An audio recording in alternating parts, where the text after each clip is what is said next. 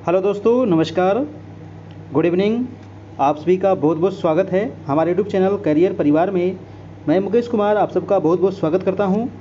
चलिए दोस्तों, आज का क्लास हम लोग स्टार्ट करते हैं और सभी लोग आ जाइए जल्दी से और वीडियो को थोड़ा सा लाइक कर दीजिए और अपने अपने दोस्तों को भी शेयर कर दीजिए। चलिए, आज का जो टेस्ट है वो टेस्ट नंबर आपका होगा 75। जी हाँ, हम लोग 75 टेस्ट आज कंप्लीट कर लेंगे और 75 टेस्ट बहुत ज़्यादा होता है। अगर आप पीछे वाला सभी टेस्ट देख लेते हैं, उसका पीडीएफ के द्वारा आप टेस्ट दे लेते हैं, तो इससे ज़्यादा आपको एग्ज़ाम में नहीं पूछा जाएगा, क्योंकि यहाँ पर लगभग सभी चीज़ आपका कवर करा दिया गया है। और आज हम लोग देखने वाले हैं सामान्य अध्ययन का, रीजनिंग का और मैथ का भी प्रश्न यहाँ पर अब देखने वाले हैं। तो चलिए दोस्तों, सभी लोग आ जाइए जल्दी जल्दी से। और 9 बजे से आपका डेली क्लास होता है, लाइव क्लास होता है। अभी तक आप हमारे ग्रुप में नहीं जुड़े हैं तो अभी भी आपके पास लगभग 20 दिन समय है, आप तैयारी कर सकते हैं। आपको सभी पीडीएफ दे दिया जाएगा, नोट्स दे दिया जाएगा, जहां से आप तैयारी कर सकते हैं और आपका रिजल्ट भी हो सकता है। क्योंकि यहाँ पर देखिए फॉर्म बहुत कम भराया है। मान के चलिए 1,07,000 कल भी आया था, यानी कोई कभी 14,000 आता है, 1,14,000, 1,07,000, मान के चलिए 1 लाख आपका फॉर्म लगभग भराया है। ठीक है, तो आपका 40,000 से ज़्यादा सीट है, मात्र 2 से ढाई गुना यहाँ पर फॉर्म भराया है। आराम से आपका रिजल्ट हो जाएगा, थोड़ा बहुत भी अगर तैयारी कर लेते हैं। अगर आप 75% भी ले आते हैं तो आपका रिजल्ट यहाँ पर 100% आपका हो जाएगा। ठीक है, सॉरी 75% नहीं, आप 50% है ना, 75 नहीं, आप 75 मार्क्स ले आते हैं ना। अगर 150 में अगर 75 भी सही कर लेते हैं तो आपका रिजल्ट हो ही जाएगा, है ना, 100% रिजल्ट हो जाएगा। ठीक है, और जितना करा दिया गया है कि आराम से आप आराम से ले आ सकते हैं। हमारे ग्रुप में जुड़ने के लिए आपको क्या करना है, तो ये नंबर आपको दिख रहा है, ये व्हाट्सएप नंबर है और इस पर आपको 351 का पेमेंट करना होगा, तभी आप इस ग्रुप में जुड़ सकते हैं। पेमेंट जो करना है फ़ोनपे के माध्यम से कर सकते हैं, गूगल पे, पेटीएम, अमेजन पे, व्हाट्सएप पे, कुछ भी कर सकते हैं। और पेमेंट करने के बाद आपको इसका स्क्रीनशॉट लेकर के हमारे इसी नंबर व्हाट्सएप पर भेज देना है, जहां आपको ग्रुप में ऐड कर दिया जाएगा और सभी चीज़ आपको वहां पर प्रोवाइड करा दिया जाएगा। ये हमारा टेलीग्राम ग्रुप का नाम है कैरियर परिवार, हमारा टेलीग्राम ग्रुप है। वहाँ पर भी मैं क्वेश्चन डालते रहता हूँ, जहाँ से आपकी रिवीजन होते रहेगा। तो टेलीग्राम ग्रुप को ज़रूर से ज़रूर सभी लोग ज्वाइन कीजिएगा, क्योंकि आगे भी जो एग्ज़ाम होगा ना, तो टेलीग्राम ग्रुप में आपको वहाँ पर मिलते रहेगा। ठीक है, व्हाट्सएप ग्रुप में नहीं मिलेगा, लेकिन टेलीग्राम में हर एक एग्ज़ाम का नोटिफिकेशन आपको जाते रहेगा, चाहे वो किसी भी प्रकार का आपको कम्पिटिटिव एग्ज़ाम हो। ठीक है, वहाँ पर टेस्ट होते रहेगा।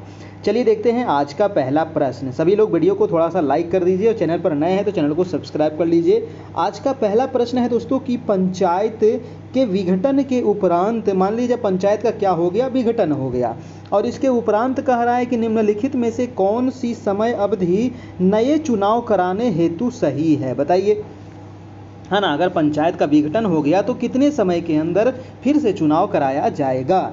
तो सबको पता है कि अगर पंचायत का विघटन हो जाता है तो 6 माह के अंदर पुनः ये चुनाव करवाया जाएगा, यानी कि आंसर हो जाएगा आपका, आंसर नंबर सी हो जाएगा। ठीक है, सभी लोग अपना अपना कमेंट करते चलिएगा, अपना लाइव जो चैट चल रहा है उसमें से, है ना, क्योंकि देखिए कमेंट लाइव में करने से आपको पता चलेगा कि मैंने इसका जवाब सही दिया, और यहीं पर आप नोट भी करते चल सकते हैं कि कितना मैंने सही किया, कितना मैंने गलत किया। ठीक है, जो 75 यहाँ पर टेस्ट होगा आपका। ठीक है, चलिए दूसरा प्रश्न चलते हैं कि पंचायती राज संस्थाओं के निर्वाचन के लिए उत्तरदायी है। बताइए दोस्तों, पंचायती राज संस्थाओं के निर्वाचन, है ना, यानी कि जो पंचायती राज संस्था का जो चुनाव होता है उसके लिए कौन ये चुनाव करवाता है, ये क्वेश्चन पूछा गया है। मतलब कि केंद्रीय निर्वाचन आयोग करवाएगा, या राज्य निर्वाचन आयोग करवाएगा, या केंद्रीय संसद करवाएगा, या फिर राज्य विधानसभा के द्वारा करवाया जाएगा। देखिए, तो जो पंचायत वाला जो चुनाव होता है ना, ये इसको केंद्र से कोई मतलब नहीं है, इसको राज्य निर्वाचन आयोग करवाएगा आपका। तो आंसर हो जाएगा आपका, आंसर नंबर बी हो जाएगा। ठीक है, और पंचायती राज जो हमारे देश में जो लागू है, ये कितने स्तरीय है, तो 3 स्तरीय पंचायती राज व्यवस्था है, आपको पता ही है। इसको कब जोड़ा गया था, तो 73वें संविधान संशोधन के तहत जोड़ा गया था। कहाँ कब जोड़ा गया था, 1992-93 में इसको जोड़ा गया था। 92 में संशोधन हुआ था, 93 में इसको लागू कर दिया गया था, 73वें संविधान संशोधन को।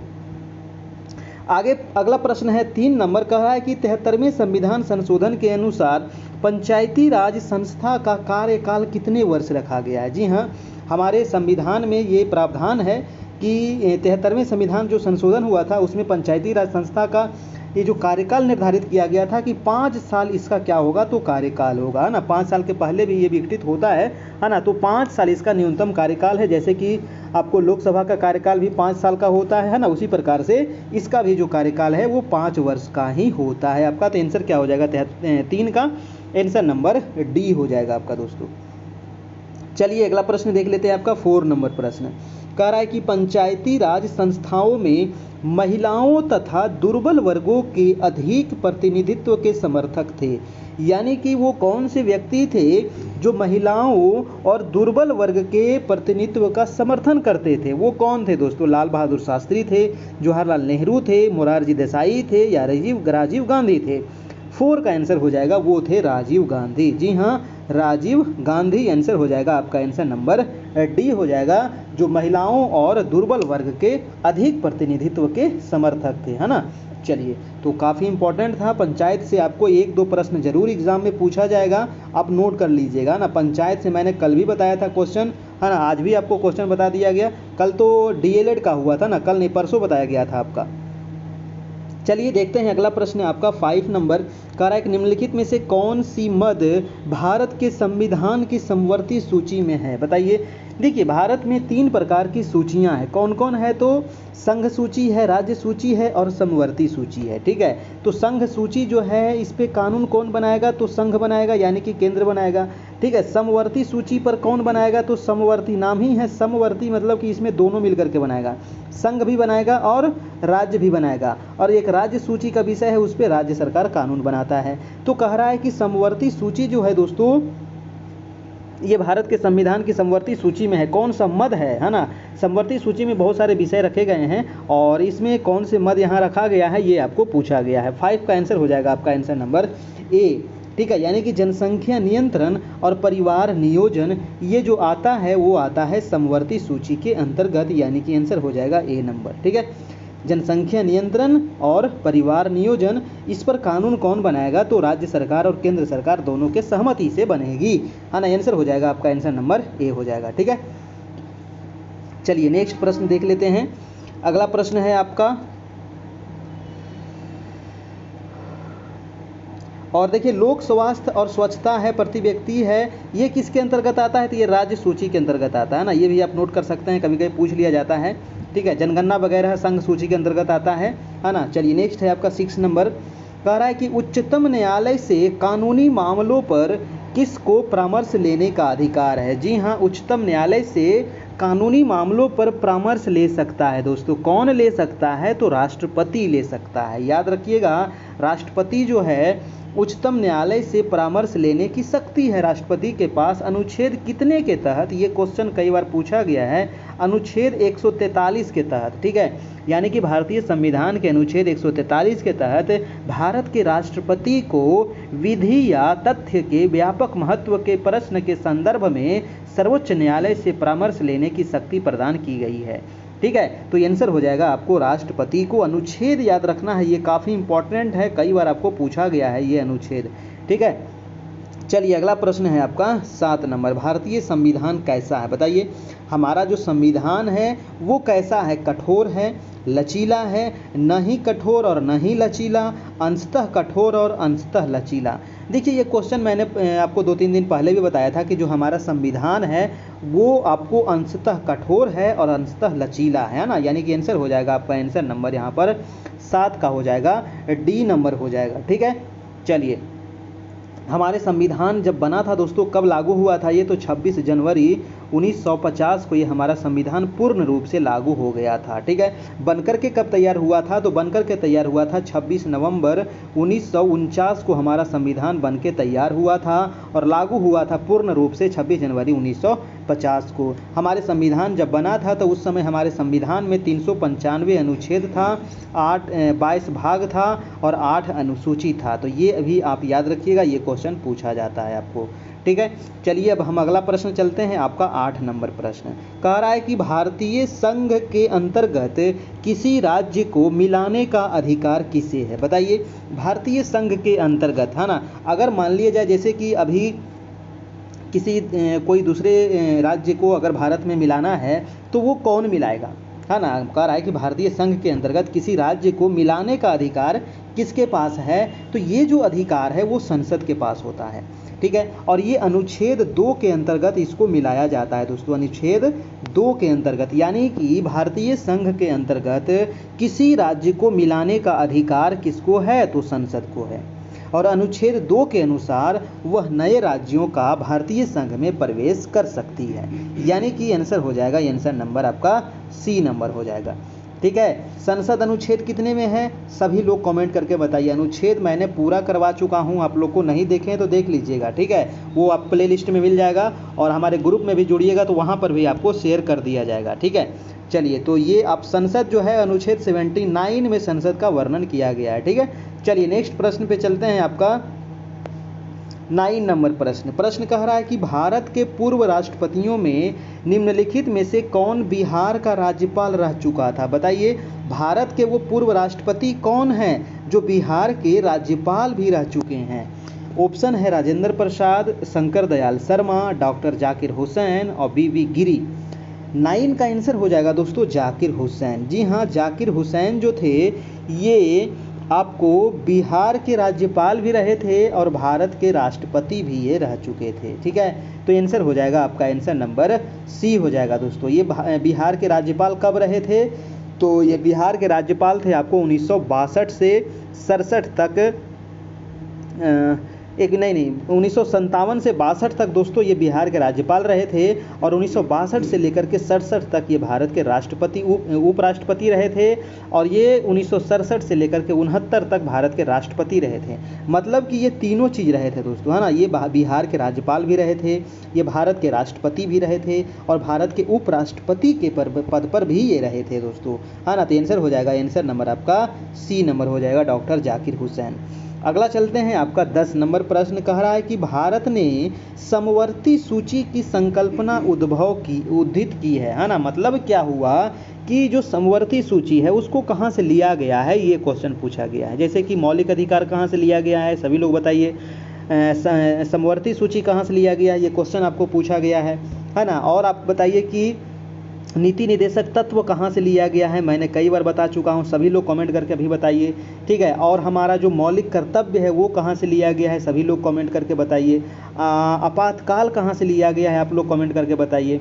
संविधान में संशोधन कहाँ से लिया गया है, ये भी कमेंट करके बताइए। सब चीज़ आपको बता दिए हैं। संसदीय शासन प्रणाली कहाँ से ली गई है, संघीय शासन प्रणाली कहाँ से ली गई है, सभी चीज़ आपको यहाँ पर बता दिया गया है ना। और अभी आपको बताते हैं कि समवर्ती सूची जो लिया गया है वो ऑस्ट्रेलिया के संविधान से लिया गया है, ठीक है। समवर्ती सूची कहाँ से, ऑस्ट्रेलिया के संविधान से। यूएस से क्या लिया गया है, तो मौलिक अधिकार लिया गया है, ठीक है। यूएसएसआर से क्या लिया गया है, यानी कि जो सोवियत संघ था उससे क्या लिया गया है, तो इससे मौलिक कर्तव्य लिया गया था दोस्तों। संसदीय शासन प्रणाली ब्रिटेन से लिया गया, संघीय शासन प्रणाली कनाडा से लिया गया, समवर्ती सूची ऑस्ट्रेलिया से लिया गया, संविधान संशोधन दक्षिण अफ्रीका से लिया गया आपको, है ना। जो हमारा जो आपातकाल है वो आपको जर्मनी से लिया गया है, ठीक है। तो ये सब आपको बार बार आपको पूछा जाता है। नीति निदेशक तत्व तो आयरलैंड से लिया गया है, ठीक है। चलिए अगला प्रश्न देखते हैं, आपका 11 नंबर प्रश्न कह रहा है कि मथने के पश्चात क्रीम का दूध से पृथक हो जाने के कारण क्या है। जब दूध को मथा जाता है तो क्या निकलता है, क्रीम निकलता है ना। जब क्रीम निकल जाता है तो क्या होता है, बताइए। दूध के अब मथिएगा तो क्या निकलेगा, मक्खन निकलेगा, यानी कि क्रीम निकलेगा। उसके पश्चात क्या हो, इसके पृथक होने का कारण पूछ रहा है, यानी कि अलग क्यों हो जाता है ना। उसको दूध को मथने के बाद अलग क्यों हो जाता है, इसका कारण क्या है, तो ये अपकेंद्री बल के वजह से ये अलग हो जाता है, ठीक है। तो ये क्वेश्चन कई बार एग्जाम में पूछा गया है, याद रखिएगा, अपकेंद्री बल के वजह से, यानी कि आंसर हो जाएगा 11 का आपका सी नंबर हो जाएगा। नेक्स्ट है आपका 12 नंबर प्रश्न। वीडियो अच्छा लग रहा हो तो सभी लोग एक बार लाइक ज़रूर कर दीजिए। जितने लोग देख रहे हैं आप लोग लाइक नहीं किए अभी तक, कर दीजिए, है ना। और इसके बाद अगला क्वेश्चन का आप लोग जवाब दीजिए।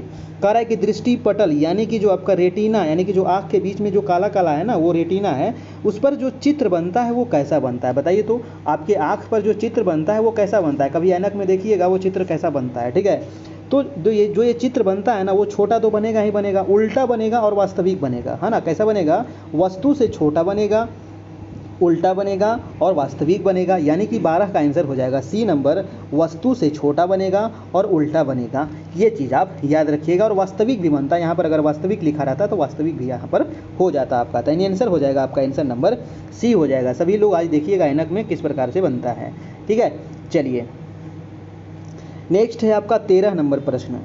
प्रश्न कह रहा है कि ऐसा उपकरण जो रासायनिक ऊर्जा को विद्युत ऊर्जा में बदल देता है, उसको क्या, कौन सा, वो मतलब कौन सा उपकरण है जो रासायनिक ऊर्जा को किस में बदल रहा है, विद्युत ऊर्जा में बदल रहा है। बैटरी ऐसा करता है, या फिर मोटर करता है, या जनरेटर करता है, या फिर गतिमान काइल मीटर करता है। देखिए, तो रासायनिक को विद्युत में बदलना है दोस्तों, तो ये जो काम करेगा वो बैटरी करेगा आपका, है ना। कौन करेगा, तो बैटरी इस प्रकार का कार्य करता है, यानी कि आंसर हो जाएगा आपका आंसर नंबर ए हो जाएगा आपका। ठीक है, चलिए अगला प्रश्न देखते हैं आपका 14 नंबर प्रश्न। कह रहा है कि 8 बीटों के समूह को क्या कहते हैं। ये भी क्वेश्चन कई बार आ चुका है। 8 बीट बराबर क्या होता है ना, 8 बीट बराबर 1 बाइट होता है, यानी कि आंसर हो जाएगा आंसर नंबर बी हो जाएगा आपका। ठीक है, चलिए 8 बीट समूह को क्या कहते हैं, 1 बाइट होता है आपका। तो आंसर हो जाएगा आपका 14 का आंसर नंबर बी हो जाएगा आपका। अगला प्रश्न है दोस्तों आपका 15 नंबर का रहा है कि परमाणविक नाभिक किसने खोजा था। बताइए, परमाणविक नाभिक किसने खोजा था, रदरफोर्ड ने, डाल्टन ने, आइंस्टीन ने, या फिर थॉमसन ने। तो परमाणविक नाभिक की जो खोज किया गया था दोस्तों, ये 1911 में किया गया था, नोट कर लीजिएगा। और इसका जो खोज किया गया था वो अर्नेस्ट रदरफोर्ड के द्वारा किया गया था, है ना। तो अर्नेस्ट रदरफोर्ड, यानी कि आंसर हो जाएगा आंसर नंबर आपका ए हो जाएगा आपका। ठीक है, परमाणु यानी कि एटम का खोज किया था रदरफोर्ड ने, 1911 ईस्वी भी पूछा गया प्रश्न है। नेक्स्ट है 16 नंबर की निम्न धातुओं में से कौन सामान्य ताप पर द्रव्य है। बताइए, सामान्य ताप पर द्रव्य की अवस्था में कौन रहता है, सीसा रहता है, या पारा रहता है, या निकेल है, या फिर टीन है। देखिए 16 का आंसर हो जाएगा आपका आंसर नंबर बी हो जाएगा, यानी कि पारा हो जाएगा ना। पारा देखे है ना, जो देखिए थर्मामीटर के बीच में अंदर में क्या रहता है, पारा ही रहता है। ठीक है, तो आंसर हो जाएगा आपका आंसर नंबर बी हो जाएगा, यानी कि निम्न धातुओं में कौन सा सामान्य ताप पर द्रव में रहता है, तो वो हो जाएगा पारा, यानी कि आंसर नंबर बी हो जाएगा। देखिए, और आपको इसका अगर पीडीएफ चाहिए दोस्तों तो आप हमें कांटेक्ट कीजिए 7857824310, जहां पर आपको प्रधान शिक्षक की पूरी तैयारी जो हो रही है उसका पीडीएफ मिल जाएगा। सामान्य अध्ययन, DElEd, reasoning, math, current affair, आपको सभी चीज़ का यहाँ पर आपको मिल जाएगा, पीडीएफ वगैरह, नोट्स वगैरह। अब हम चलते हैं आपका 17 नंबर प्रश्न। कह रहा है पानी की अस्थायी कठोरता के लिए कौन उत्तरदायी है दोस्तों। पानी की अस्थायी कठोरता के लिए कौन उत्तरदायी होता है, बताइए कौन उत्तरदायी होता है। ऑप्शन आप पढ़िए और इसका जवाब दीजिए। 17 का आंसर हो जाएगा कैल्शियम और मैग्नीशियम के क्लोराइड और सल्फेट, यानी कि आंसर हो जाएगा दोस्तों आपका आंसर नंबर ए हो जाएगा। ठीक है, कैल्शियम और मैग्नीशियम के क्लोराइड व सल्फेट जो होते हैं ये अस्थायी कठोरता के जिम्मेदार होते हैं, है ना, उत्तरदायी होते हैं। आंसर हो जाएगा ए नंबर। अगला प्रश्न है आपका 18 नंबर का रहा है कॉपर सल्फेट का जलीय घोल अम्लीय होता है क्योंकि इस लवण का क्या होता है। देखिए कॉपर सल्फेट जो है ना, कॉपर सल्फेट यानी कि CuSO4, कॉपर सल्फेट यानी कि CuSO4, इसका जो जलीय घोल है वो कैसा होता है, अम्लीय होता है। ठीक है, अम्लीय का मतलब इसका pH वैल्यू क्या रहेगा, 7 से कम होता है। क्यों होता है कम, क्योंकि जल अपघटन होने के वजह से, यानी कि आंसर हो जाएगा आपका सी नंबर आपका। ठीक है, जल अपघटन होता है इसी वजह से। अगला प्रश्न है आपका 19 नंबर, कह रहा है कि मांसपेशियों में किस अम्ल के एकत्रित होने पर थकावट महसूस होता है। जी हाँ, मांसपेशियों में कौन सा वो अम्ल है जिसके एकत्रित हो जाने पर हमें थकावट महसूस होती है। ऑप्शन है lactic acid, pyruvic acid, citric acid, या फिर यूरिक एसिड। 19 का हो जाएगा दोस्तों आपका आंसर नंबर ए, यानी कि लैक्टिक एसिड के जमाव के वजह से हमें थकावट का अनुभव होता है, यानी कि आंसर हो जाएगा आपका आंसर नंबर ए। अब चलते हैं हम क्वेश्चन नंबर 20 पर। प्रश्न है कि निम्नलिखित कथनों में से कौन सा यहाँ पर सत्य है। चार ऑप्शन दिया गया है, चारों ऑप्शन में से एक सत्य है। कह रहा है कि DDT एक रोगाणुनाशक है, या फिर TNT एक कीटनाशक है, या RDX एक विस्फोटक है, या फिर LSD एक विषाणु नाशक है। बताइए इसमें से कौन सा सही है। तो यहाँ पर आंसर हो जाएगा दोस्तों सी नंबर, यानी कि RDX एक क्या होता है, तो विस्फोटक होता है ना। इसको मतलब कि जब बम बनाया जाता है उसमें प्रयोग किया जाता है RDX, ठीक है। चलिए नेक्स्ट प्रश्न है आपका 21 नंबर, कह रहा है निम्न में से कौन सा उर्वरक जो है दोस्तों वो मृदा में सर्वाधिक अम्ल छोड़ता है ना। वो कौन सा उर्वरक है यानी कि खाद है जो मृदा में सर्वाधिक क्या छोड़ता है, अम्ल छोड़ता है। ऑप्शन है urea, ammonium sulphate, ammonium nitrate या फिर कैल्शियम अमोनियम नाइट्रेट। 21 का क्या होगा, सभी लोग जवाब दीजिए। देखिए 21 का आंसर हो जाएगा अमोनियम सल्फेट। जी हाँ, अमोनियम सल्फेट जो है ये मृदा में यानी कि मिट्टी में सर्वाधिक मात्रा में अम्ल छोड़ता है ना। ये आंसर हो जाएगा आपका, आंसर नंबर बी हो जाएगा। अगला प्रश्न है आपका 22 नंबर, कह रहा है कि अग्निशमक में कौन सी गैस काम आती है। देखिए जब आग लगता है ना तो अग्निशमक जो मतलब गाड़ी होता है ना, जो आग बुझाया जाता है ना, तो उसमें कौन सी गैस रहती है दोस्तों, ये आपको पूछा गया है। तो अग्निशमक में कौन सी गैस काम आती है जब आग लगता है तो 22 का आंसर हो जाएगा आपका, आंसर नंबर कार्बन डाइऑक्साइड उसमें होता है, यानी कि आंसर हो जाएगा आपका ए नंबर। अग्निशमक में कार्बन डाइऑक्साइड गैस प्रयोग में लाई जाती है। अगला सवाल आपका काफ़ी इंपॉर्टेंट है, कह रहा है कि अस्थियों के अध्ययन विज्ञान किस शाखा के अंतर्गत है। अस्थि मतलब क्या हो गया, हड्डी है ना, बोन्स। ठीक है, तो बोन्स की जो हड्डी जो अध्ययन होता है ना, तो उसको ऑस्टियोलॉजी कहा जाता है दोस्तों, यानी कि आंसर हो जाएगा ऑस्टियोलॉजी, यानी कि आंसर नंबर ए हो जाएगा। ओरोलॉजी में किसका अध्ययन होता है, बताइए सभी लोग कमेंट करके। ओरोलॉजी में किसका अध्ययन होता है, सेरोलॉजी में किसका अध्ययन होता है और जियोलॉजी में किसका अध्ययन होता है। देखिए ओरोलॉजी में होता है दोस्तों पर्वतों का अध्ययन, लिख लीजिएगा कि ओरोलॉजी में पर्वतों का अध्ययन होता है। ठीक है, पर्वतों का अध्ययन होता है ओरोलॉजी में। और सेरोलॉजी में किसका अध्ययन होता है, तो सेरोलॉजी में होता है रुधिर सीरम का वैज्ञानिक ये अध्ययन होता है सेरोलॉजी में। और जियोलॉजी में यानी कि पृथ्वी की आंतरिक संरचना तथा उसमें पाए जाने वाले पदार्थों का अध्ययन होता है जियोलॉजी में। ठीक है, तो ये नोट कर लीजिएगा, एक आगो आपको पूछ सकता है। अगला सवाल है आपका 24 नंबर, कह रहा है कि वाइट लेग हॉर्न एक किस्म है, मतलब कि वाइट लेग हॉर्न एक किस प्रकार की किस्म है ना, तोते की है या फिर मोरों की है या फिर कुक्कटों की है या फिर उल्लुओं की है ना। तो ये जो आपका दोस्तों किस्म है ये आपको कुक्कुट की है, यानी कि जो मतलब कि जो ये आता है कुक्कुट वगैरह आता है दोस्तों आपको, ये मुर्गा मुर्गी ये सब होता है ना, इसके अंतर्गत आता है। तो इसका आंसर हो जाएगा आपका, आंसर नंबर सी हो जाएगा 24 का आपका। नेक्स्ट है 25 नंबर, कह रहा है कि कौन सी औषधीय फसल है, बताइए औषधीय फसल कौन सी है। औषधीय का मतलब क्या हुआ, जिससे मतलब कि दवाई वाई बनता होगा है ना। तो ऑप्शन है गन्ना है, कपास है, घृत कुमारी है या फिर महुआ है। बताइए महुआ से तो दारू बनता है ना, गन्ना से तो आपका शक्कर वगैरह बन गया, कपास से तो आपका सूती कपड़ा बनेगा। घृत कुमारी किसको कहते हैं बताइए, तो घृत कुमारी जो एलोवेरा होता है ना, एलोवेरा जो होता है ना उसी को घृत कुमारी भी नाम कहा जाता है। और ये क्या है, ये एक औषधीय पौधा है, इससे आपको दवाई भी बनाया जाता है। ठीक है, तो आंसर हो जाएगा आपका, आंसर नंबर यहाँ पर बी हो जाएगा आपका। ठीक है, चलिए नेक्स्ट सवाल है आपका 26 नंबर। 26 नंबर कह रहा है कि निम्नलिखित किस फसल में नील हरित शैवाल मुख्यतः जैव उर्वरक के रूप में प्रयोग होते हैं। नील हरित शैवाल का प्रयोग जो है मुख्यतः जैव उर्वरक के रूप में प्रयोग किया जाता है दोस्तों, किस फसल में है ना, वो कौन सी फसल है। तो गेहूं है, चना है, धान है या फिर सरसों है। तो ये जो प्रयोग होता है दोस्तों ये धान में जिसका प्रयोग किया जाता है। ठीक है, आंसर हो जाएगा आपका, आंसर नंबर सी हो जाएगा। अगला है 27 नंबर प्रश्न कि किस एक की उत्पत्ति यकृत का कार्य है ना। यकृत का क्या कार्य है बताइए, तो यकृत जो हमारा लीवर है इसका क्या कार्य है। तो 27 का हो जाएगा आपका यूरिया है ना, यूरिया का उत्सर्जन करता है ये, मतलब कि उत्पत्ति करता है। आंसर हो जाएगा बी नंबर आपका। नेक्स्ट है आपका 28 नंबर, कह रहा है कि सेब का हृदय रोगियों के लिए विशेष महत्व है। देखिए सेब का सेवन करना है ना, जो हृदय रोगी हैं है ना उनको ज़्यादा करके सेब खाना चाहिए। क्यों खाना चाहिए, तो मतलब कि उसमें क्या ऐसा पाया जाता है जो हृदय रोगी के लिए लाभकारी होता है। तो ऑप्शन दिया गया है सोडियम या पोटेशियम पाया जाता है या फिर फास्फोरस या मैग्नीशियम या पोटेशियम या फास्फोरस या फिर केवल पोटेशियम। तो सेव में दोस्तों केवल पोटेशियम पाया जाता है ना, तो आंसर हो जाएगा आपका, आंसर नंबर डी नंबर हो जाएगा।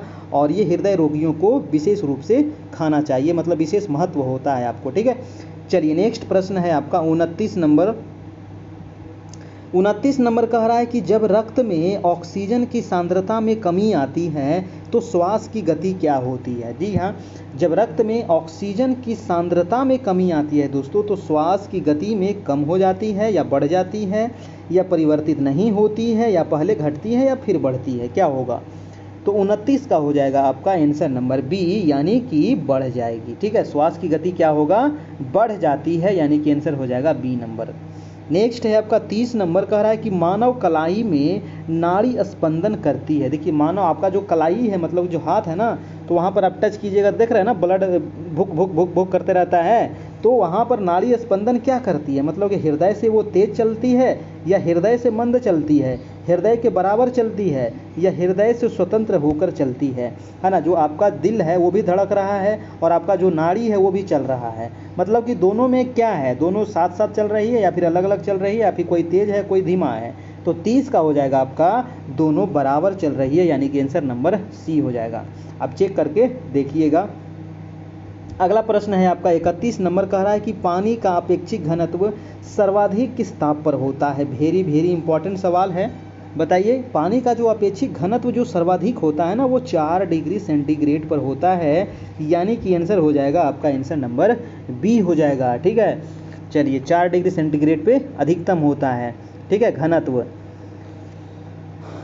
चलिए नेक्स्ट प्रश्न है आपका दोस्तों 32 नंबर, ब्रह्म समाज के संस्थापक कौन थे। तो बहुत बार आप लोग को बता चुके हैं, सब लोग कमेंट में बताइए कि ब्रह्म समाज के संस्थापक कौन थे और इसकी स्थापना कब हुई थी।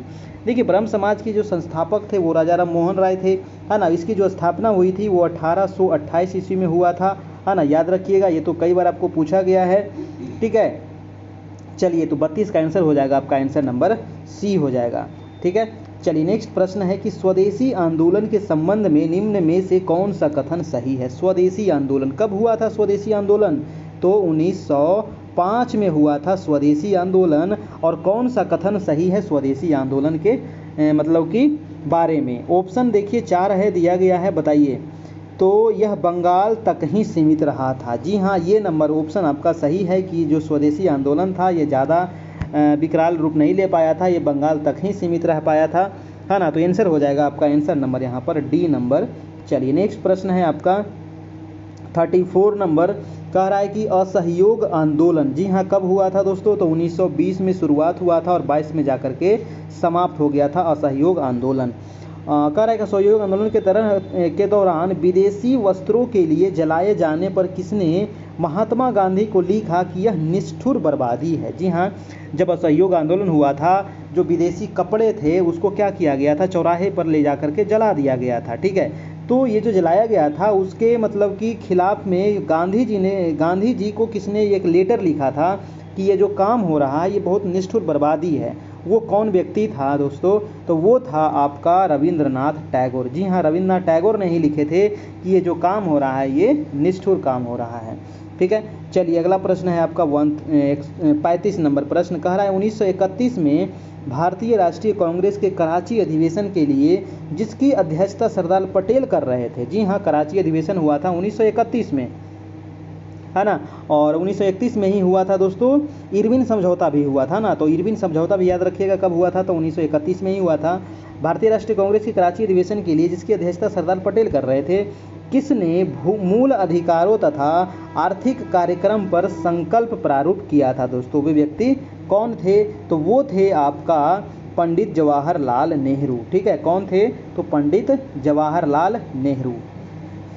चलिए नेक्स्ट चलते हैं, आपका 35 हो गया, आपका 36 नंबर चलते हैं। कह रहा है कि 15 अगस्त 1947 को कौन भारतीय राष्ट्रीय कांग्रेस का अध्यक्ष था। बताइए 15 अगस्त 1947 को भारतीय राष्ट्रीय कांग्रेस के अध्यक्ष कौन था। ये क्वेश्चन कई बार एग्जाम में आ चुका है, मतलब कि ऐसे पूछेगा कि जब भारत आज़ाद हुआ था उस समय कांग्रेस के अध्यक्ष कौन थे। ठीक है, तो वो थे आपका 36 का हो जाएगा JV कृपलानी। ठीक है, कौन थे, एक मिनट, 36 पूछ रहा है ना, हाँ 36 का हो जाएगा सी नंबर आपका JV कृपलानी।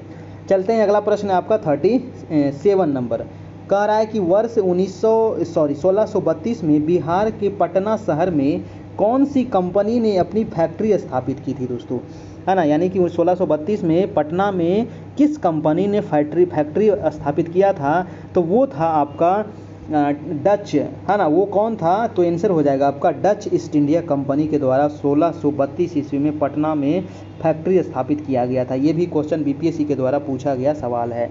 ठीक है, चलिए, तो इसका आंसर हो जाएगा डच ईस्ट इंडिया कंपनी। अगला प्रश्न है कि हजारीबाग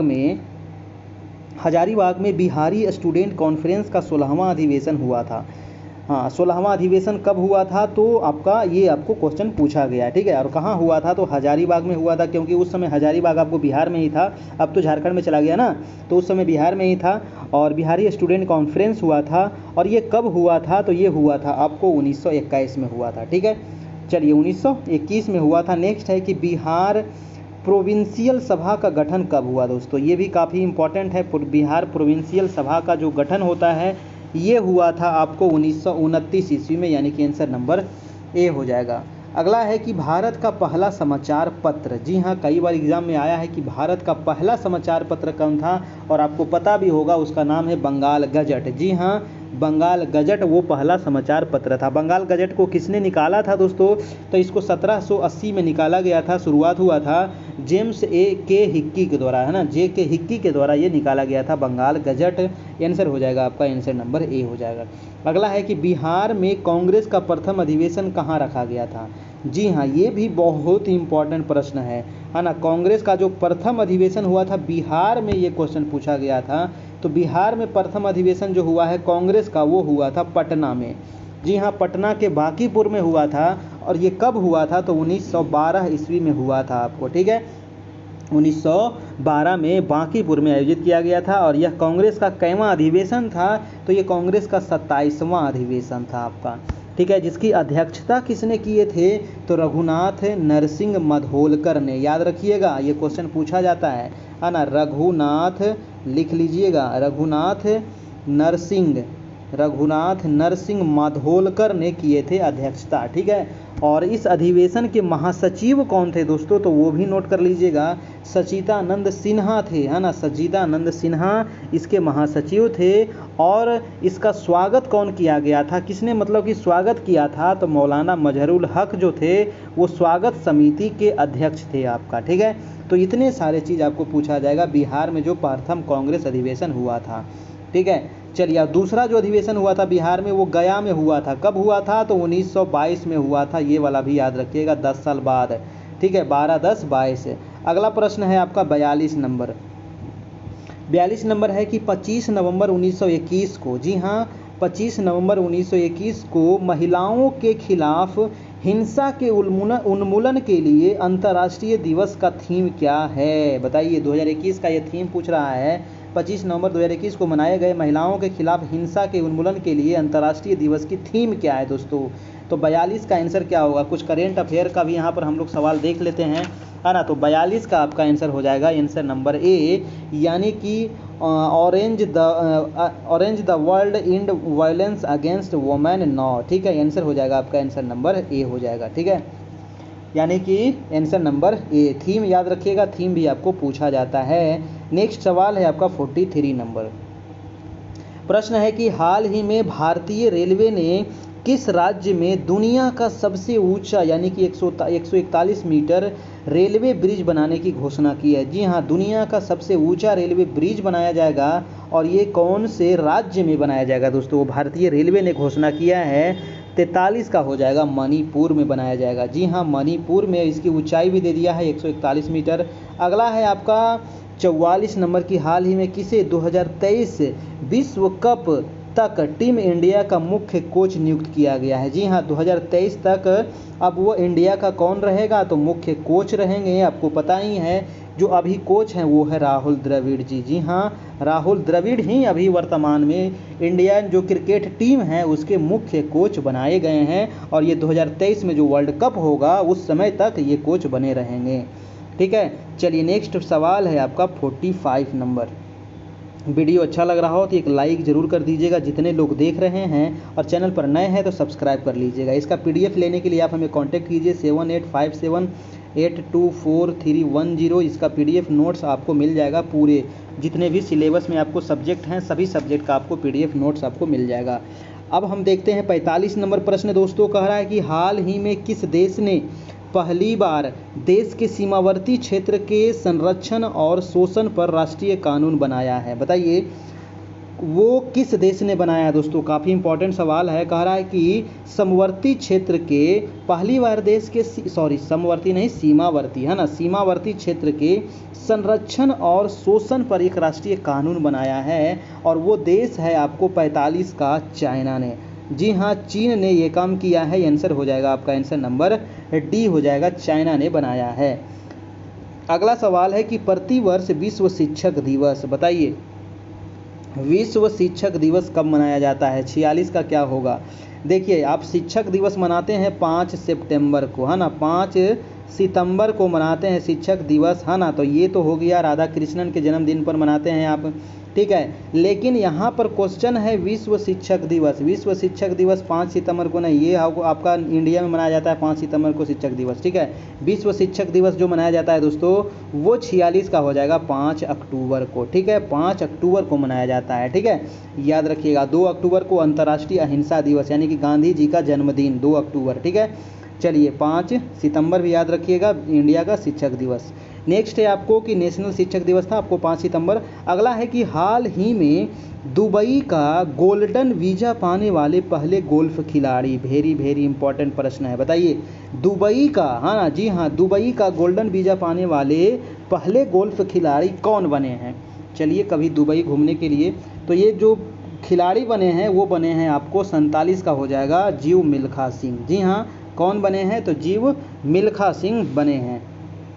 अगला है 48 नंबर का, रहा है प्रधानमंत्री मुद्रा योजना के अंतर्गत वित्त वर्ष 21-22 के लिए लक्षित ऋण वितरण राशि कितना रखा गया है? जी हाँ, प्रधानमंत्री मुद्रा योजना के अंतर्गत कह रहा है 21-22 के लिए कह रहा है लक्षित ऋण वितरण कितना राशि रखा गया है? तो 48 का हो जाएगा आपका 3 ट्रिलियन रुपया। जी हाँ, 3 ट्रिलियन, हाँ ना। अगला प्रश्न है आपका 49 नंबर। प्रश्न है कि हाल ही में किस राज्य में भारत का पहला ड्रोन फॉरेंसिक प्रयोगशाला एवं अनुसंधान केंद्र शुरू हुआ है? बहुत इंपॉर्टेंट सवाल है, याद रखिएगा। भारत का पहला है और किस राज्य में बनाया गया है? ड्रोन फॉरेंसिक प्रयोगशाला और अनुसंधान केंद्र। तो ये बना है आपको केरल राज्य में। जी हाँ, कहाँ बना है? तो केरल राज्य में बना है। ये देखिए छोटा सा लंबा सा ये केरल राज्य है, ठीक है, छोटा सा मोटा सा। अगला है आपको 50 नंबर प्रश्न, कह रहा है कि पीएम मोदी ने प्रतिवर्ष किस तारीख को विभीषिका स्मृति दिवस मनाने की घोषणा किया है? बहुत इंपॉर्टेंट प्रश्न है, ये मोदी जी के द्वारा घोषणा किया गया है। विभीषिका स्मृति दिवस मनाया जाएगा दोस्तों। और ये कब मनाया जाएगा? ये मोदी जी के द्वारा घोषणा किया गया है। ये कब मनाया जाएगा सभी लोग बताइए जल्दी से। तो 14 अगस्त को मनाया जाएगा, यानी कि 14 अगस्त को मनाता है पाकिस्तान अपना क्या स्वतंत्रता दिवस और इंडिया मनाता है 15 अगस्त को। तो 14 अगस्त को मनाया जाएगा विभीषिका स्मृति दिवस, ठीक है। चलिए नेक्स्ट सवाल है आपका 51 नंबर। 51 नंबर प्रश्न कह रहा है कि पश्चिम बंगाल में जल परिवहन में सुधार के लिए हाल ही में भारत सरकार ने किस संस्था के साथ ऋण समझौता किया है? बहुत इंपॉर्टेंट प्रश्न है। पश्चिम बंगाल में किया गया है, जल परिवहन में सुधार के लिए किया गया है, भारत सरकार ने ये काम किया है, किस संस्था के साथ ऋण समझौता किया है? तो वो हो जाएगा आपका आंसर नंबर विश्व बैंक के साथ। जी हाँ, विश्व बैंक के साथ। विश्व बैंक का मुख्यालय कहाँ है? वाशिंगटन डीसी में है आपका, है ना, वाशिंगटन डीसी में इसका मुख्यालय। आपको कमेंट करके बताना इसकी स्थापना कब हुई थी। मैंने बहुत बार बताया हूँ कि विश्व बैंक की स्थापना कब हुई थी, जल्दी से सभी लोग बताइए कमेंट करके। अगला है आपका 52 नंबर, कह रहा है गोवा में, है ना, गोवा में आयोजित 51वें अंतर्राष्ट्रीय फिल्म महोत्सव। जी हाँ, 51वें अंतर्राष्ट्रीय फिल्म महोत्सव में फोकस देश के रूप में किस देश को चुना गया था? ये भी काफ़ी अच्छा प्रश्न है ना। और बार बार ये गोवा में ही होता है ना। गोवा कभी गए होंगे तो देखे होंगे आप। अंतर्राष्ट्रीय फिल्म महोत्सव फोकस देश के रूप में जो रखा गया था वो था आपको बांग्लादेश। जी हाँ, हमारा पड़ोसी बांग्लादेश। अगला है 53 नंबर की, हाल ही में कहाँ भारत का पहला टेस्ट ट्यूब बन्नी भैंस बछड़ा पैदा हुआ? दोस्तों ये भी काफ़ी अच्छा प्रश्न है। बताइए बन्नी भैंस का बछड़ा पैदा हुआ है और ये कहाँ हुआ है ये आपको बताना है। तो ये हुआ है आपको 53 का हो जाएगा गुजरात में, है ना। 53 का हो जाएगा गुजरात में हुआ है, आंसर नंबर ए हो जाएगा। अगला प्रश्न है आपको 54 नंबर। आ गए हम लोग अब मैथ पर। चलिए यहाँ पर 5 मैथ हम लोग देखेंगे और 5 यहाँ पर हम लोग रीजनिंग भी देखेंगे। चलिए पहला प्रश्न क्या कह रहा है कि एक रेडियो सेट की कीमत उसकी लागत कीमत से 40% बढ़ा दिया जाता है और उसे 10% छूट पर भेजा जाता है, तो लाभ प्रतिशत क्या होगा। देखिए इस प्रकार का सवाल कल भी परसों भी एक बताए थे आपको। देखिए क्या करना है, इसमें कह रहा है कि एक रेडियो सेट की कीमत उसकी लागत कीमत से, मान लेते हैं कि लागत कीमत कितना था, 100 रुपया था, है ना। लागत कितना मान लिए हम, 100 रुपया था। कह रहा है कि 40% बढ़ा दिया जाता है। अब बढ़ा देंगे तो कितना हो जाएगा, 140 हो जाएगा, है कि नहीं। ये बढ़ा हुआ कीमत कितना हो जाएगा, 140। अब कह रहा है कि 10% छूट पर ये बेच देता है। 140 जो बढ़ाया था ये, इस पर कह रहा है कि 10% छूट दे देगा। अब 140 में से 10% छूट दीजिएगा तो इसका मतलब कितना रुपये का छूट दीजिएगा, तो 14 रुपये का छूट दीजिएगा। यानी कि 140 में आप 14 रुपये का छूट दे दिए, यानी कि वो कितना में बेचे आप, तो 126 रुपये में आप बेच दिए वो सामान को। 100 रुपया इसका दाम था, कितना में बेचे, 126 रुपये में बेच दिए, तो कितना लाभ होगा, तो लाभ प्रतिशत बराबर फॉर्मूला होता है ना। 100 दाम था, कितना में बेचे, 126, लाभ कितना हुआ, 26 रुपया, यानी कि लाभ हुआ 26 गुने 100 बटा क्रय मूल। क्रय मूल कितना था, 100 रुपया था, है कि नहीं। तो 100 से 100 खत्म, कितना परसेंट लाभ हुआ, तो 26% लाभ हुआ आपको। ठीक है, तो लाभ प्रतिशत बराबर फॉर्मूला याद रखिएगा, लाभ गुने 100 बटा क्रय मूल, तो यानी कि आंसर हो जाएगा आपका 26% का आपको लाभ हुआ है। ठीक है, चलिए अब हम अगला सवाल देखते हैं, आपका सवाल नंबर 55 नंबर।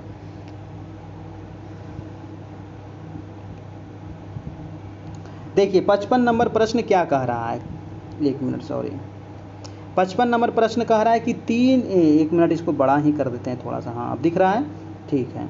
55 नंबर सवाल कह रहा है कि 30 व्यक्ति प्रतिदिन 6 घंटे काम करते हुए 24 दिन में 1500 यूनिट का उत्पादन करता है। ये तो एक मतलब कि 30 व्यक्ति का हो गया, एक समूह का आपका ये हो गया। अगला समूह का कह रहा है कि 18 व्यक्ति 8 घंटे प्रतिदिन काम करते हुए 1800 यूनिट का उत्पादन कितने दिन में कर सकेगा। देखिए इसका सिंपल एक फॉर्मूला होता है दोस्तों, है ना, सिंपल एक फॉर्मूला होता है। यहाँ पर आपको मानना पड़ेगा, मान लेते हैं कि ये जो व्यक्ति है ना, ये जो व्यक्ति है इसको एम से मान लेते हैं, एम से डिनोट कर लेते हैं। एम मतलब क्या हो गया, व्यक्ति हो गया आपका। एम का मतलब क्या हो गया, व्यक्ति हो गया। डी का मतलब क्या हो गया, डी का मतलब आप दिन मान लीजिए, डी का मतलब क्या मान लीजिए, दिन मान लीजिए। एच का मतलब क्या हो गया आपका, घंटा हो गया, एच का मतलब घंटा मान लिए। और डब्लू का मतलब मान लीजिए कि किया गया काम हो गया, मतलब कि कितना काम किए, है ना, तो कितना आप काम किए हैं। ठीक है, अब इसका फॉर्मूला सिंपल एक लिख लीजिए। ठीक है, इस प्रकार के प्रश्न अगर पूछा जाए तो M1 है ना, M1 H1 D1 बटा W1 बराबर M2 H2 D2 बटा W2। यानी कि अब जितना जितना वैल्यू दिया हुआ है यहाँ पर रख दीजिए, कटम कुटम कर दीजिए, तो आंसर आ जाएगा आपका। ठीक है, यानी कि M1 कितना है आपका, 30 दिया हुआ है यहाँ पर, देखिए 30 व्यक्ति, है ना। ऊपर वाला M1 मान लेंगे, है ना। 6 घंटे यानी डी 6 घंटे यानी कि डी कितना हो जाएगा आपका, 6 हो जाएगा। और दिन कितना हो जाएगा आपका, तो दिन हो जाएगा आपका 24 दिन हो जाएगा आपका। और 1500 क्या हो जाएगा, वर्क हो जाएगा आपका, है ना। तो इस यहाँ पर पुट कर लीजिएगा और यहाँ पर भी नीचे वाला इसको पुट कर लीजिएगा। 18 गुने 8 गुने 1800 गुने यहाँ पर D2 आपको पूछ रहा है, D2 हमको निकालना है कितना दिन में, तो यहाँ पर आप काट कूट कीजिएगा तो इसका आंसर आ जाएगा आपको 36 दिन, है ना। इसका आंसर कितना आएगा, 36 दिन आएगा। ये फॉर्मूला पर आप इसको बैठाइएगा आपका। ठीक है, क्या फार्मूला है आपका, तो फार्मूला एक बार लिख लीजिए, M1 H1 D1 बटा W1 बराबर M2 H2 D2 बटा W2। यहाँ पर D2 आपको निकालना है, क्या निकालना है, तो D2 आपको निकालना है, D2 यहाँ से आपका निकल जाएगा। ठीक है, चलिए हम अगले प्रश्न पे चलते हैं। आपका प्रश्न नंबर है 56 नंबर प्रश्न क्या कह रहा है दोस्तों। देखिए 56 में थोड़ा सा यहाँ पर हमें कुछ गड़बड़ लग रहा था, आप इसको बना करके देखिएगा, है ना। फिर उसके बाद मैं अगले क्लास में इसको नहीं तो बता दूंगा, और अगर आपसे बनता है तो आप लोग इसका आंसर बता करके बताइएगा। इसका आंसर ऐसे दिया हुआ है C नंबर। ठीक है, इसको बना करके आप देखिएगा 56 नंबर को। ठीक है, यहाँ पर पूछ रहा था क्षेत्रफल पूछ रहा है ना, क्षेत्रफल निकाल करके देखिए। हमें लग रहा था इसमें कुछ गड़बड़ चल रहा था। ठीक है, फिर आगे हम इसको बताएंगे अगले क्लास में। नेक्स्ट है 57 नंबर। 57 में क्या निकालना है दोस्तों, तो x + y का मान निकालना है। देखिए इतना बराबर आपको दिया हुआ है x प्लस √3y बराबर y√3 आपको दिया हुआ है। कैसे निकालेंगे इसको? ठीक है, √3 + 1 के होल स्क्वायर बराबर दिया हुआ है x प्लस √3y y बराबर y√3। तो देखिए इसको आप सीधा सॉल्यूशन करते चले जाइए, x और y का वैल्यू आ जाएगा, फिर दोनों को जोड़ दीजिएगा, आंसर आ जाएगा। कैसे निकालेंगे चलिए इसको सॉल्यूशन हम कर देते हैं। ठीक है, चलिए सबसे पहले यहाँ पर करेंगे दोस्तों कि x प्लस √3y बराबर आपको दिया हुआ है √3 + 1 का होल स्क्वायर, इतना दिया हुआ है। अब यहाँ पर क्या कीजिएगा, x प्लस √3y बराबर, इसको आप तोड़िएगा a प्लस बी के होल स्क्वायर पर, है ना, a प्लस बी के होल स्क्वायर पर तोड़ दीजिएगा ना। तो यहाँ पर क्या लिखेंगे, √3 के square a square plus b square plus 2ab। ठीक है, इतना लिख सकते हैं।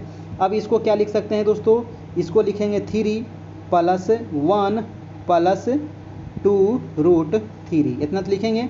यानी कि इतना बराबर अब लिख सकते हैं इतना, यानी कि 3 कितना हो जाएगा 4 + 2√3। ठीक है, अब हम आगे देखते हैं। आपका इतना आप लिख लीजिएगा, है ना। यानी कि हमारा जो वैल्यू आ गया वो आ गया x प्लस √3y बराबर 4 + 2√3, इतना आ गया। अब क्या करेंगे कि दोनों पक्षों की यहाँ पर तुलना करेंगे। यहाँ पर देखिए x बराबर 4 निकल रहा है, √3 से √3 करेक्शन, और y बराबर 2 आ रहा है।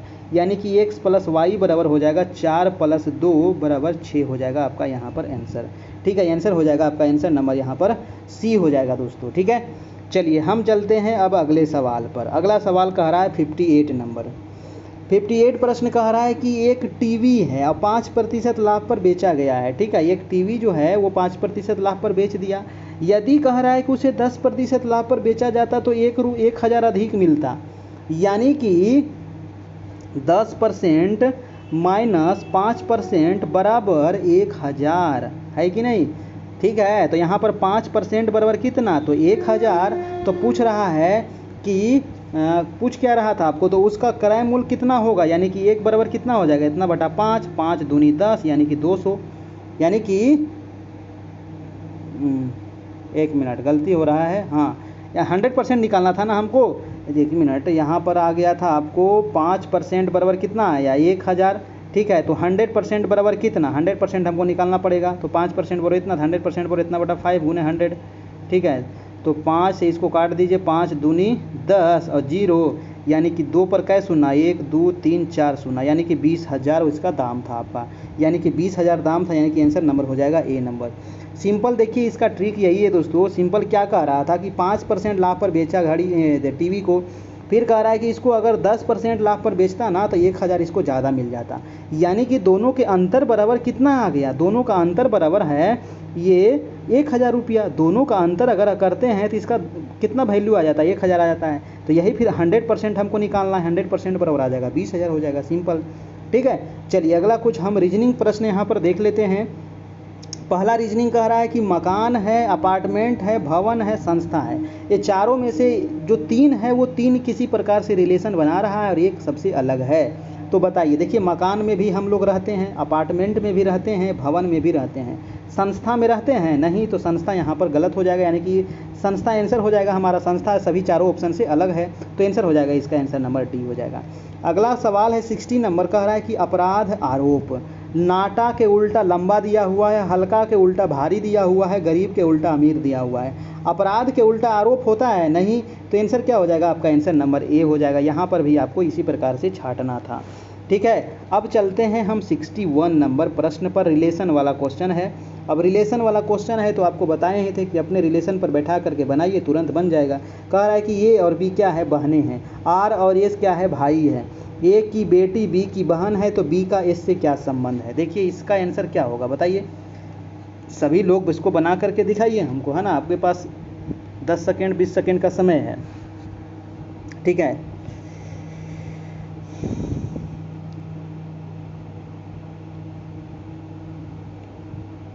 देखिए इसका जो आंसर हो जाएगा वो आंसर हो जाएगा आंटी या फिर मौसी होगा। ठीक है, इसका आंसर होगा डी नंबर, आंटी या फिर मौसी होगा। ठीक है, चलिए इसको बनाइएगा आप, रिलेशन में बैठा करके बन जाएगा आपका।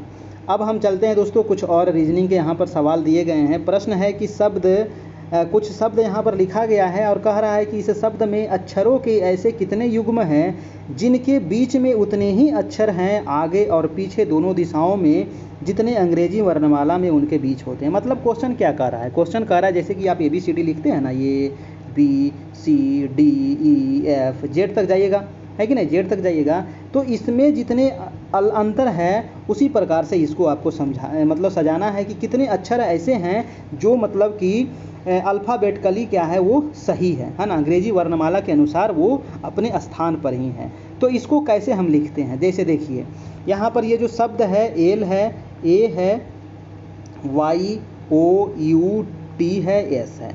अब देखिए इसको क्या करेंगे, देखिए एल के बाद ओ आता है ना, एल हो गया, एम हो गया, एन हो गया, ओ हो गया, ये तो बिल्कुल सही मिल रहा है कि नहीं। इसी प्रकार से आपको चेक करना है, एस है, टी है, यू है, दाएं और बाएं इधर से भी एक चेक करना है, इधर से भी चेक करना है आपको, है ना, दोनों तरफ से चेक करना है कौन अपने स्थान पर सही है। तो एस से अगर हम इधर चलेंगे तो एस टी यू ये भी बिल्कुल सही है, और टी एस के बाद टी ये भी आपका देखिए सही मिल रहा है ना, और यू के बाद टी, एक मिनट, UST ठीक है, यू, हाँ ना, एस के बाद टी के बाद यू भी देखिए ये भी आपका मिल रहा है ना, टी के बाद यू भी ये भी मिल रहा है। यानी कि 1 मिला, 2 मिला, 3 मिला और 4 मिला। यहाँ पर 4 ऐसे शब्द हैं जो अंग्रेजी वर्णमाला के अनुसार मतलब कि बैठे हुए हैं ना, अंग्रेजी वर्णमाला के अनुसार दाएं और बाएं दोनों तरफ से बैठा हुआ है। तो मतलब इस प्रकार से आपको यहाँ पर सजाना था। तो ये आंसर हो जाएगा आपको 3 से अधिक, है ना, ऑप्शन में देखिए दिया हुआ है 3 से अधिक, है ना, अगर 3 को मिलता तो 3 मारते, कोई नहीं होता तो कोई नहीं मारते। इस प्रकार का हमेशा रीजनिंग पूछा जाता है आपको, है ना। तो इसको सजाना और कुछ नहीं करना है, बस यहाँ पर देख लेना है, जैसे कि एल है तो एल हो गया, एम हो गया, एन हो गया, ओ हो गया, यानी कि 1 मिल रहा है, 1 यहाँ पर हम लिख देंगे। अब हम क्या करेंगे, ठीक है, यहाँ पर 1 मिल रहा था, 1 लिख दिए, ठीक है। अब देखिए एस के बाद टी होता है, फिर 1 मिल गया, फिर टी के बाद यू होता है, ये भी फिर 1 आपको मिल गया, है ना। और यहाँ पर देखिए STU यहाँ पर भी आपको देखिए मिल रहा है ना, तो यानी कि 1 और मिल गया, यानी कि 3 से अधिक मिल रहा है, तो आंसर हो जाएगा आपका आंसर नंबर सी होगा। इसी प्रकार से आपको आगे पीछे करके ABCD में मिलाना रहता है, ठीक है। चलिए हम एक सवाल और यहाँ पर रीजनिंग के देख लेते हैं। प्रश्न कह रहा है कि विजय जो है दोस्तों दक्षिण की ओर 12 किलोमीटर यात्रा करता है। देखिए विजय कुमार जो हैं, ये मैं यहाँ पर बना रहा हूँ दक्षिण की ओर, मानते हैं यहाँ पर उत्तर दक्षिण तो पूर्व पश्चिम आपको पता होगा, इधर है पूरब, इधर होता है पश्चिम, ऊपर होता है उत्तर, नीचे होता है आपका दक्षिण होता है। अब कह रहा है कि जो विजय है यह दक्षिण की ओर 12 किलोमीटर यात्रा करता है, ये केंद्र है, यहाँ से दक्षिण की ओर कितना गया, 12 किलोमीटर गया, ठीक है।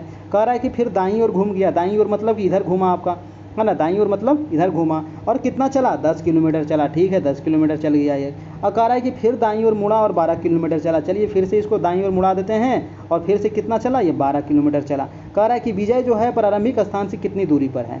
अब देखिए इसके बीच की दूरी कितना है, तो ये 10 था, ये 10 था, तो यहाँ भी 10 ही होगा, यानी कि आंसर क्या हो जाएगा, 10 किलोमीटर, यानी कि आंसर नंबर डी हो जाएगा आपका, ठीक है। चलिए नेक्स्ट प्रश्न चलते हैं, आपका प्रश्न नंबर 64 नंबर। तो यहाँ पर कुछ रीजनिंग भी देख लिए, कुछ मैथ भी देख लिए। अब हम चलते हैं 64 नंबर। कह रहा है कि मृदा अपरदन रोका जा सकता है। बताइए मृदा अपरदन, मृदा माने मिट्टी, मिट्टी का अपरदन आप कैसे रोकिएगा। देखिए मिट्टी का अपरदन आप बहुत तरीके से रोक सकते हैं, है ना, मिट्टी के अपरदन को बहुत तरीके से आप रोक सकते हैं। कैसे रोकेंगे, तो वृक्ष को रोप करके, है ना, वृक्षारोपण से आप रोक सकते हैं, सोपानी कृषि करके रोक सकते हैं, समुच्च रेखीय कृषि करके आप रोक सकते हैं, अतिचारण से भी आप रोक सकते हैं, स्थानांतरित कृषि से रोक सकते हैं, मेड़बंदी करके आप रोक सकते हैं, है ना। तो यहाँ पर जो ऑप्शन दिया गया है वनारोपण के द्वारा, यानी कि वृक्षारोपण के द्वारा, आंसर हो जाएगा सी नंबर, वृक्षारोपण कीजिएगा तो मृदा अपरदन क्या होगा, नहीं होगा। देखिए जो वृक्ष होते हैं ना वो मिट्टी को क्या रखते हैं, तो पकड़े हुए रखते हैं, जकड़े हुए रखते हैं। इसी वजह से जब वर्षा होता है तो मतलब कि बाढ़ के पानी की वजह से मिट्टी दह नहीं जाए, है ना। अगर पेड़ रहेगा तो मिट्टी को पकड़े हुए रहेगा, पेड़ नहीं रहेगा तो सीधा पानी दह के निकल लेगा आपका। तो आंसर हो जाएगा वृक्षारोपण के द्वारा हम रोक सकते हैं। अगला है 65 नंबर, तवा परियोजना। जी हाँ, तवा है। तो ये तवा परियोजना जो है दोस्तों ये कहाँ से संबंधित है, तो ये मध्य प्रदेश में है है ना। मध्य प्रदेश के होशंगाबाद जिले में है तवा परियोजना, और ये किस नदी पर है? ये नदी आपको कई बार एग्जाम में पूछा गया है, तो ये तवा नदी है ना। एक तवा छोटी सी नदी बहती है, मध्य प्रदेश में ही बहती है, तो ये तवा नदी पर स्थित है तवा परियोजना। और ये जो बना था दोस्तों, ये आपको 1958 में बनने के लिए शुरू हुआ था और 1978 में जाकर इसका कार्यकाल पूरा हुआ था। इस बांध की जो ऊंचाई है वो 59 मीटर है, लंबाई 1815 मीटर इसकी ऊंचाई है, ठीक है। तो ये याद रखिएगा, तवा परियोजना बहुत बार पूछा गया है, मध्य प्रदेश के होशंगाबाद जिले में है। नेक्स्ट है आपका 66 नंबर प्रश्न है कि कल्याण सोना एक किस्म है। जी हाँ, कल्याण सोना जो है ना, ये किस फसल की किस्म है? तो ये गेहूं की किस्म है। किसकी है? तो गेहूं की एक उन्नत किस्म है, यानी कि आंसर हो जाएगा, आंसर नंबर सी हो जाएगा आपका। अगला है 67 नंबर कि कोयले का सर्वाधिक उपयोग कहाँ होता है? दोस्तों बताइए, कोयला जो होता है ना, इसका सर्वाधिक उपयोग कहाँ होता है? ये जीवाश्म ईंधन होता है कोयला, है ना। तो इसका जो सबसे अधिक उपयोग होता है वो होता है आपको 67 का ऊर्जा उत्पादन में, यानी कि जो बिजली जो हम लोग घर में लाइन जला रहे हैं, सबसे अधिक मात्रा में कोयला से ही बिजली का उत्पादन होता है, यानी कि ऊर्जा का उत्पादन होता है। जी हाँ, अभी भी 66-67% बिजली का जो उत्पादन हो रहा है वो कोयले से ही हो रहा है दोस्तों। नेक्स्ट है आपका 68 नंबर, पृथ्वी स्थित है। बताइए पृथ्वी कहाँ स्थित है? देखिए आपको बता देते हैं कि मान लीजिए क्या है, सन है। ये कौन चीज़ है? सन है, यानी कि सूरज है। सन के सबसे नज़दीक है बुध, बुध के बाद है आपका शुक्र, शुक्र के बाद है पृथ्वी, पृथ्वी के बाद है मंगल, पृथ्वी के बाद मंगल, फिर बृहस्पति, फिर शनि, फिर अरुण और फिर वरुण है। यानी कि सबसे पहले कौन हो गया? आपका बुध हो गया, बुध के बाद हो गया शुक्र हो गया, शुक्र के बाद हो गया अपना पृथ्वी हो गया, ये वाला है ना, पृथ्वी के बाद हो गया आपका मंगल, ठीक है। तो यानी कि क्वेश्चन क्या कह रहा था आपका कि पृथ्वी स्थित है तो शुक्र और मंगल के बीच में, यानी कि 68 का आंसर क्या हो जाएगा आपका? ये नंबर हो जाएगा, है ना। ये हो गया मंगल, उसके बाद क्या हो गया आपका? बृहस्पति हो गया, ठीक है। उसके बाद हो जाएगा आपका शनि, है ना, बृहस्पति के बाद शनि, उसके बाद है वरुण, उसके बाद अरुण है ना, उसके बाद अरुण है, उसके बाद लास्ट में आपका वरुण है, ठीक है। तो ये आप याद रखिएगा, है ना। फिर से मैं बता देता हूँ, बुध है, शुक्र है, पृथ्वी है, मंगल है, बृहस्पति, शनि, अरुण, वरुण, ठीक है। तो ये है आपका आपका पृथ्वी आपका, ठीक है। तो इसका आंसर हो जाएगा आपका आंसर नंबर ए हो जाएगा। अगला है 69 नंबर प्रश्न, कह रहा है कि बिहार के निम्न शहरों में से कौन सा हिस्सा भूतात्विक दृष्टि से अपेक्षाकृत पुराना है? जी हाँ, बिहार के कौन सा वो हिस्सा है जो भूतात्विक दृष्टि से क्या है? पुराना है ना। तो सबसे पुराना जो क्षेत्र है बिहार का, वो वाला जो भाग हो जाएगा वो हो जाएगा खड़गपुर की पहाड़ियाँ।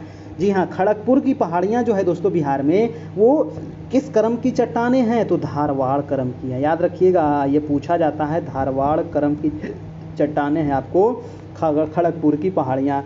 और रोहतास की जो पहाड़ी है ना, जो रोहतास जिला है, वहाँ की जो पहाड़ी है वो किस क्रम की है? तो वो विंध्यन क्रम की है। रोहतास वाला भी याद रखिएगा, ये भी पूछा जाता है। तो ये सब सजाने के लिए आपको दे दिया जाएगा, है ना। तो ये हो जाएगा विंध्यन क्रम की चट्टानें, ठीक है। और उत्तर पश्चिम जो पहाड़ियाँ हैं दोस्तों, ये किस प्रकार की पहाड़ियाँ हैं? तो शिवालिक हिमालय का भाग है। ये किसका भाग है? तो शिवालिक का भाग है ये आपका, ठीक है। याद रखिएगा, ये शिवालिक वाला भाग है, ठीक है। और उत्तरी गंगा का जो मैदान है ये किस प्रकार का है? तो ये हो जाएगा तृतीय क्रम की, मतलब कि ये आपका भूतात्विक, मतलब तृतीय क्रम का ये पुराना क्षेत्र हो जाएगा आपका, ठीक है। ये पठार हो जाएगा, उत्तर गंगा का मैदान है, क्षेत्र नहीं, मतलब मैदान टीला वाला क्षेत्र है आपका, उत्तर गंगा का मैदान, ठीक है। तो ये हो जाएगा तृतीय क्रम की। चलते हैं अब अगला सवाल आपका 70 नंबर प्रश्न। दोस्तों देखिए, वीडियो अच्छा लग रहा हो, आप सभी के लिए इतना मेहनत किया जा रहा है, तो आपसे बस एक ही उम्मीद है कि वीडियो को थोड़ा सा लाइक कर दीजिए और चैनल पर नए हैं तो चैनल को सब्सक्राइब कर लीजिए। आगे आप लोग की बिहार एसएससी की भी तैयारी करवाई जाएगी, बिहार स्टेट जो आ रहा है उसकी भी तैयारी आप लोग को करवाई जाएगी आपका दोस्तों, ठीक है। हमारे चैनल पर आपको सीटेट की भी तैयारी होती है, तो जो लोग अगर इसमें एडमिशन लेना चाहते हैं तो आप हमें कॉन्टैक्ट कर सकते हैं 7857824310। और अगर आप इसका PDF चाहिए, प्रधान शिक्षक का नोट्स चाहिए, तो आप हमें भी इस नंबर पे कांटेक्ट कीजिए, वहाँ पर आपको सभी चीज़ मिल जाएगा। PDF है, नोट्स है, वीडियो है, सभी चीज़ आपको वहाँ पर प्रोवाइड कराया जाएगा। चलते हैं, देखते हैं हम 70 नंबर प्रश्न क्या कह रहा है कि निम्नलिखित में से कौन सा वो जिला है जो धारवाड़ भूस्तरीय रचना वाला नहीं है? बताइए, धारवाड़ भूस्तरीय रचना वाला नहीं है। अभी आपको बताए थे कि जो खड़गपुर की पहाड़ियाँ हैं वो धारवाड़ क्रम की है ना। तो धारवाड़ यहाँ पर नहीं है, तो वो आंसर हो जाएगा जमुई। दोस्तों जमुई जो है ना, ये धारवाड़ क्रम की यहाँ पर नहीं है, तो आंसर हो जाएगा 70 का आपका आंसर नंबर, सॉरी 70 का दोस्तों सी नहीं होगा, 70 का आपका बी होगा, है ना। 70 का आपका क्या होगा? बी नंबर होगा, रोहतास हो जाएगा, है ना। बिहार का भूस्तरीय रचना, नहीं क्वेश्चन पूछ रहा था धारवाड़ भूस्तरीय रचना नहीं है ना, हाँ नहीं है, तो वो हो जाएगा रोहतास हो जाएगा दोस्तों, आंसर हो जाएगा बी नंबर आपका। ठीक है, चलिए बिहार में भूस्तरीय रचना वाले जिले जो है दक्षिण पूर्व बिहार में आते हैं, और जबकि रोहतास जो है दोस्तों ये दक्षिण पश्चिम बिहार का भाग है, और इस क्षेत्र में विंध्य प्रकार की चट्टानें पाई जाती है, यानी कि रोहतास वगैरह क्षेत्र में विंध्य क्रम की चट्टानें हैं, है ना, ये धारवाड़ क्रम की नहीं है, तो आंसर हो जाएगा बी नंबर। ठीक है, थोड़ा सा यहाँ पर मिस्टेक हो गया था, ध्यान दीजिएगा। ठीक है, अगला सवाल है आपका 71 नंबर। 71 नंबर प्रश्न है कि बिहार के निम्न जिलों में से किस जिले में पिडमोंट स्वैम्प मिट्टी पाई जाती है दोस्तों, यानी कि पिडमेंट स्वैम्प मिट्टी यहाँ पर पाई जाती है, वो कौन सा जिला है? तो बिहार में 3 प्रकार की मिट्टी पाई जाती है, ये तो याद रखिएगा, है ना। एक तो पिडमोंट दलदली मिट्टी है, ठीक है, जो पश्चिमी चंपारण जिले के पश्चिमोत्तर भाग में पाई जाती है। दूसरा जो यहाँ पाया जाता है वो तराई मिट्टी पाया जाता है, ठीक है, जो नेपाल के जो सीमावर्ती क्षेत्र है, जो जिले हैं वहाँ पर पाई जाती है तराई मिट्टी। और तीसरा जो मिट्टी है वो है गंगे जलोढ़ मिट्टी पाई जाती है, और ये आपको पाया जाता है जो गंगा नदी है उसके आसपास वाले मैदानों में पाया जाता है आपको। तो बिहार में 3 प्रकार की मिट्टियाँ हैं, तो इसका जो आंसर हो जाएगा दोस्तों वो सी हो जाएगा आपको, पश्चिमी चंपारण वाला क्षेत्र हो जाएगा आपका। ठीक है, पिडमोंट स्वैम्प मिट्टी पाई जाती है पश्चिमी चंपारण में आपका। नेक्स्ट है आपका 72 नंबर प्रश्न, कह रहा है कि बिहार के निम्न प्रशासनिक विभागीय जोड़ों में से किस जोड़े से गंगा नदी नहीं बहती है? बताइए कहाँ से गंगा नदी दोस्तों नहीं बहती है, किस जोड़े से? देखिए गंगा नदी बिहार के 12 जिले से होकर के बहती है। 12 जिला मैंने आपको बता चुका हूँ पहले भी, ये 12 जिला एक बार मैं फिर से बता रहा हूँ, आप नोट कर लीजिएगा। सारण है, बक्सर है, भोजपुर है, पटना है, वैशाली है, समस्तीपुर है, बेगूसराय है, लखीसराय है, मुंगेर है, खगड़िया है, भागलपुर है, कटिहार है। ये 12 जिला से होकर के बहती है गंगा नदी बिहार में। सबसे अधिक जो लंबाई है बिहार में गंगा नदी की वो है पटना में, ठीक है, पटना में लगभग 99 किलोमीटर है, पटना में लगभग, ठीक है, गंगा की लंबाई। उसके बाद आता है स्थान भागलपुर का, तो वो भी आप याद रखिएगा। तो यहाँ पर जो 72 का आंसर हो जाएगा दोस्तों, किसमें नहीं बहती है ये पूछा गया था, तो आंसर हो जाएगा कोसी और मगध वाला क्षेत्र में, यानी कि आंसर हो जाएगा आपका आंसर नंबर डी हो जाएगा। ठीक है, चलिए 73 नंबर प्रश्न है कि बिहार राज्य में गंगा के किनारे स्थित जिलों की संख्या आपको बता चुके हैं अभी 12, है ना, कितना होता है? 12 होता है। 12 का नाम मैंने बता दिया, एक बार फिर से बता रहे हैं, नोट कर लीजिएगा। सारण है, बक्सर है, भोजपुर है, पटना है, वैशाली, समस्तीपुर, बेगूसराय, लखीसराय, मुंगेर, खगड़िया, भागलपुर, कटिहार। ठीक है, तो ये याद रखिएगा, 12 जिला को छांटने के लिए आपको दे दिया जाएगा एग्ज़ाम में, ध्यान रखिएगा। नेक्स्ट प्रश्न है आपका 74 नंबर। 74 प्रश्न कह रहा है दोस्तों कि बिहार के दक्षिणी गंगा के मैदान में कौन सी मिट्टी पाई जाती है? बताइए बिहार के दक्षिणी गंगा के मैदान में कौन सी मिट्टी पाई जाएगी, है ना? लेटेराइट मिट्टी है या करेल कैवाल मिट्टी है, नवीन जलोढ़ मिट्टी है, इनमें से कोई नहीं। 74 के हो जाएगा दोस्तों, करेल कैवाल मिट्टी पाई जाती है दक्षिणी गंगा के मैदान वाले क्षेत्र में आपका। ठीक है, तो 74 का आंसर हो जाएगा बी नंबर। अगला प्रश्न है आपका 75 नंबर और आज का लास्ट प्रश्न। बताइए भारतवर्ष में सर्वाधिक वर्षा किस क्षेत्र में होती है? जी हाँ, किस क्षेत्र में सबसे अधिक वर्षा होती है बताइए, तो क्या आंसर हो जाएगा? देखिए भारत में जो वर्षा होती है ना वो दक्षिण पश्चिम मानसून की वजह से होती है, और ये सबसे पहले कहाँ आती है? तो केरल वाले क्षेत्र में आती है आपका। केरल यानी कि ये पश्चिमी घाट वाला, है ना, ये पश्चिमी घाट का क्षेत्र है, और ये है आपका पूर्वी घाट, ये है आपका पश्चिमी घाट वाला क्षेत्र। ठीक है, तो सबसे पहले आता है आपको पश्चिमी घाट में, तो पश्चिमी घाट तो आपका होगा ही।